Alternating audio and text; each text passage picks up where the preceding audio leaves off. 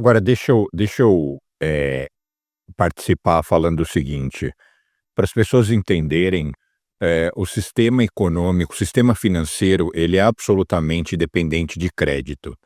E crédito tem uma correlação direta com juros, com disponibilidade monetária, eh eh eh, então, eh, e quando a gente fala crédito, a gente está falando de empréstimo, ou seja, causar expansão.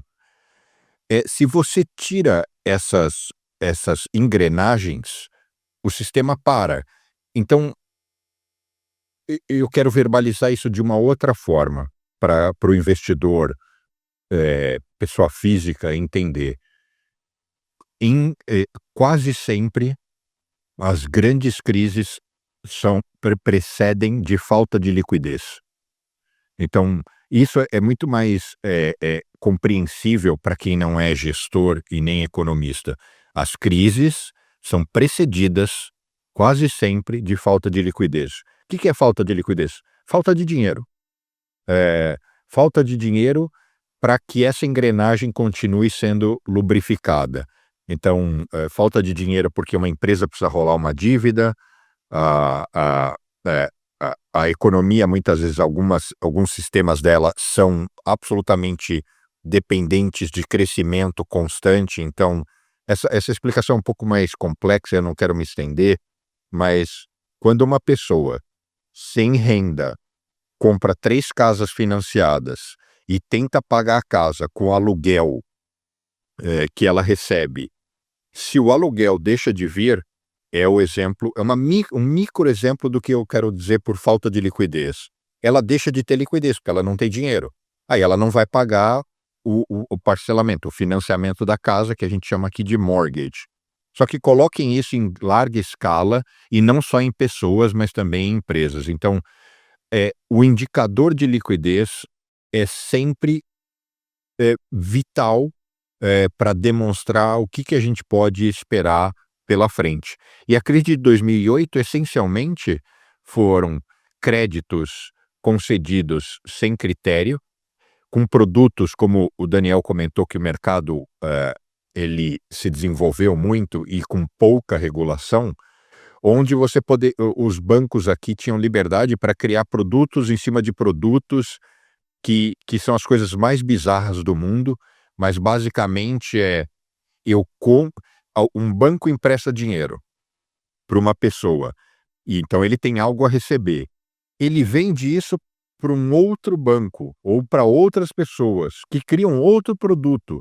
Então acaba que eh eh, essa ciranda fica tamanha e tão sem lastro e e capacidade clara de você avaliar os ativos, onde é como se você estivesse comprando lata cheia de ar, algo que não tem valor, tudo absolutamente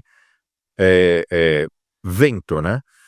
Mas agora, fica fica à vontade, Daniel, para Não, é continuar, só que eu que te isso daí interrompi. é numa escala enorme, né. E Trilhões, né, trilhões, e assim, o troço trilhões. vai ficar, e pior que quanto mais isso vai ficando, isso vai crescendo, assim, exponencialmente, o negócio é uma É, e loucura. e por que isso aconteceu? Porque dá dinheiro, porque é muito Imagina. importante repassar risco, É, e essas movimentações geram ganhos para os bancos, para as pessoas ligadas, o sistema só se remunera com movimentação.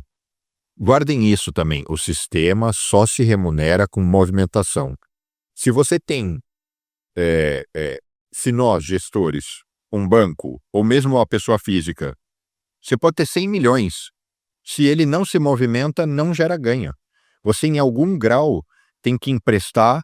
Quando você empresta, sempre tem risco. Não existe investimento a risco zero.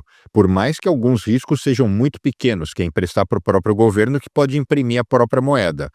Ele pode imprimir a moeda, mas ainda assim tem risco associado de depreciação, desvalorização da moeda.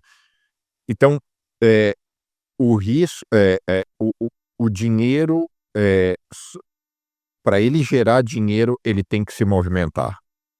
sim. E quando a taxa de juros é muito baixa, isso, como é que fala? Você impulsiona isso. Você impulsiona a criatividade financeira dos principais agentes, Porque por custa ainda mais caro deixar o dinheiro parado. sim, assim, e para o banco uma relação, por que que os bancos nos Estados Unidos, eles tinham um nível de alavancagem muito maior do que os bancos brasileiros? Porque o banco brasileiro, ele toma dinheiro, ele pega dinheiro do ele vende um CDB por uma taxa baixa e empresta por uma taxa muito alta. Eu estou falando de níveis de 2 dígitos no Brasil.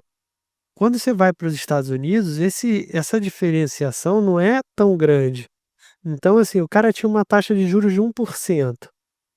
Pô, ele conseguia: eu empresto para você por 1,5, 2% ou 3. Cara, você tem uma margem ali muito pequena. Uma pausa rápida. Como todo mundo sabe, não existe decisão boa sem informação, sem conhecimento. E em finanças isso é especialmente verdadeiro. Há um bom tempo que eu consegui para os meus alunos de mestrado, que eu dou aula aqui em Nova York, uma condição para eles assinarem com desconto um dos melhores portais de serviços e informações financeiras. E agora eles me permitiram começar a compartilhar isso aqui também, com a minha audiência e com os meus seguidores. O investing.com é hoje um dos maiores portais de informação financeira dos Estados Unidos e do mundo. E eles também estão no Brasil, com redação em português e cobertura local. E um detalhe, é um dos poucos que são absolutamente livres de conflito de interesse. O Investing.com é um terminal financeiro. Ele reúne em tempo real tudo o que está acontecendo nos mercados do mundo inteiro. Ações, moedas, juros, commodities, criptos, indicadores econômicos, tudo num único lugar. Mais do que isso, ele tem inúmeras funcionalidades, análises e dados em nível profissional, só que sem custar os $30.000 que eu pago por ano por apenas uma estação da Bloomberg. São 15% de desconto na assinatura usando o meu código, que eu deixei fixado aqui nos comentários do vídeo e também na descrição. Só um detalhe, para você conseguir essa condição, você tem que entrar pelo computador, pela versão web, porque pelo aplicativo, para assinar o cupom não funciona. Mas depois de assinado, aí logicamente você baixa o app e segue tudo normal. O link está fixado aqui nos comentários e na descrição do vídeo. Bons investimentos! Então, assim, eh, o que acontece aqui no Brasil, se você for ver para a grande maioria, pô, você tem um CDI a 15%. Vai lá, manda um amiguinho qualquer ali, uma pessoa, um trabalhador que tem um salário mais ou menos, pegar o dinheiro emprestado no banco, aí o banco oferece para ele 5% ao mês, sabe. Pô, 5% ao mês, fazendo uma conta de padeiro, é 60 no ano, sabe. Olha a diferença. E quando a gente vai para o exterior, você não tem essa disparidade toda. E aí os bancos precisam ter uma criatividade grande para continuar fazendo dinheiro. E aí, que nem você falou, vira uma bola de neve e vai ter sempre alguém fazendo esse negócio andar, porque você vai criando essa engrenagem para ganhar cada vez mais dinheiro, até que os juros sobem e o troço fica um pouco complicado.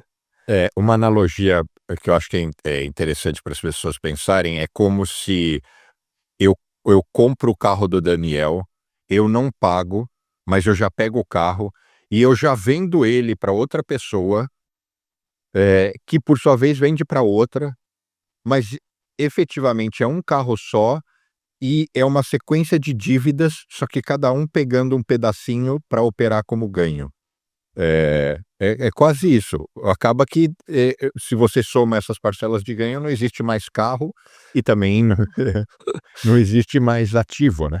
É, e você tem que estar sempre, na expectativa que a engrenagem continue funcionando para que você seja pago lá na frente. Então, assim, se alguma coisa dá errado, você começa a desmoronar um monte de coisas. Então, assim, esse é o grande problema, assim, quando você tem um volume de crédito muito alto, é por exemplo, olha o caso que a gente teve aqui no Brasil, tipo, da Raizen, da Americanas, cara, empresas que até Ó, a Raizen é uma coisa que a gente pode ter fazer uma comparação do que aconteceu em 2008.